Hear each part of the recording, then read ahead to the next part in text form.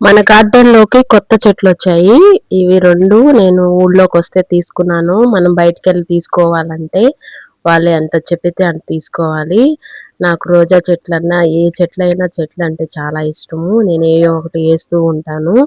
అలాగే మాకు ఊర్లోకొచ్చాయి 2 చెట్లు అందరూ కలిసి అమ్మలక్కలందరూ కలిసి బేరాలు చేసి వాటిని 160 చెప్పింది ₹100 తేల్చి అందరూ 2, 2 చెట్లు తీసుకున్నారు. భలే సరదాగా ఉంటది. ఈసారి ఎప్పుడైనా వీడియో తీసి పెడతాను. పూల చెట్లు ఆయన వచ్చినప్పుడు. ఇట్లాగా ఇది కాశ్మీర్ రోజా అంటారు దీన్ని. కాశ్మీర్ రోజా చాలా గుత్తులు గుత్తులుగా పూస్తది. మన నాటు రోజా కంటే జాస్తిగా పూస్తది. మన పిల్లలకి కానీ, మనకి ఇంట్లో దేవుడికి కానీ చాలా బావుంటాయి. పువ్వు భలే స్మూత్‌గా ఉంటది.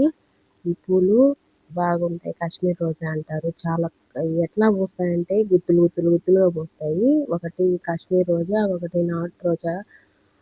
నాటు రోజా కాదు, హైబ్రిడ్ కాదు. అది మధ్య రకం అని చెప్పాడాయన. మనం పూస్తే పూసుంది. కానీ అది కొంచెం హైబ్రిడ్ లాగా అనిపిస్తుంది.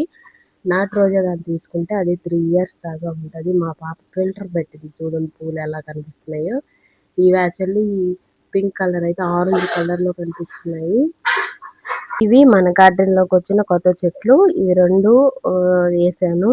బాగా మంచిగా ఒక మనం ఉంటది కదా! ఆ కుండీ పట్టేంత మధ్యలోకి తీసేసి హోల్‌లా చేసేసి దాంట్లో పెట్టేసేసి కొంచెం దాన్ని మట్టి కదిపినట్టు పెడితే బాగా ఏరు పాకుద్ది. మనం ఏమొద్దు అంటూ అట్లాగే గాని పెట్టామంటే మట్టి అది అట్లాగే ఉండి గట్టిపడద్ది. అటు కాకుండా మట్టి కొంచెం మనం వాళ్ళు ఇచ్చిన మట్టి కొంచెం కదిలిచ్చి గాని భూమిలో పెడితే చాలా బాగొస్తుంది. చాలా బాగొస్తుందది. తర్వాత మనం ఇప్పుడు ఇయన్నీ కట్ చేసేసుకొని ఇవన్నీ ఉంటాయి గదా! దానికి ఎండిపోయిన ఆకులు అవన్నీ కట్ చేసేసుకుంటే మనకు బాగా ఇగుర్లొస్తాయి.